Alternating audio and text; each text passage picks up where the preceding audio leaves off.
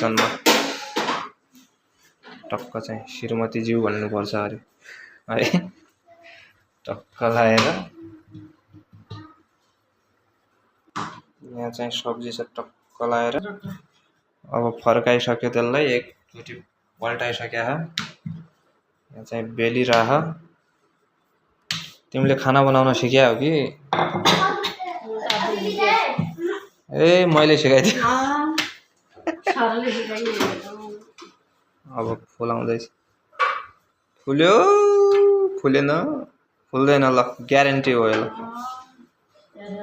फुल्दैन नफुल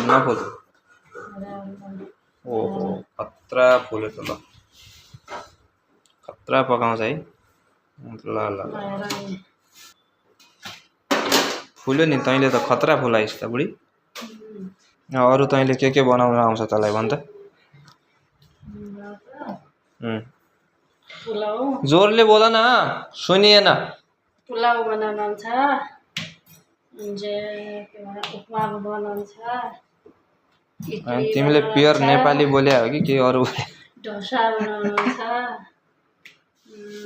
त्यहाँ रोटी जलिसक्यो कुरा गर्यो भने कुरा गरेकै अनि रोटी पकायो भने पकायो भने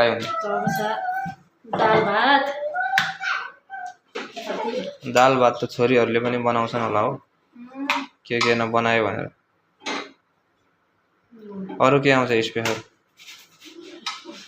गर्मी छ भए पसिना यस्तो सब्जी छ आज चाहिँ टक्क लगाएर। ए तिमी त धेरै लजाउँछ बिहे गरेको दिन पनि यति लजाएको थिएन आजभोलि त आमा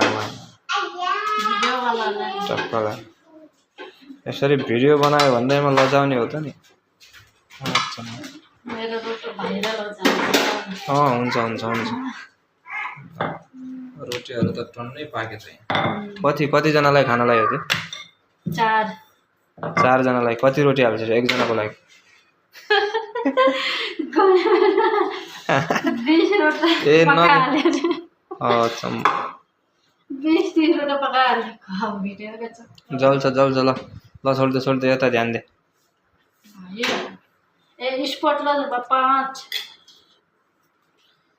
2 स्पॉट की एक सिरजना की एक हिमानी की 4 हातमा के गरिरहेको थियो? 8 तौल की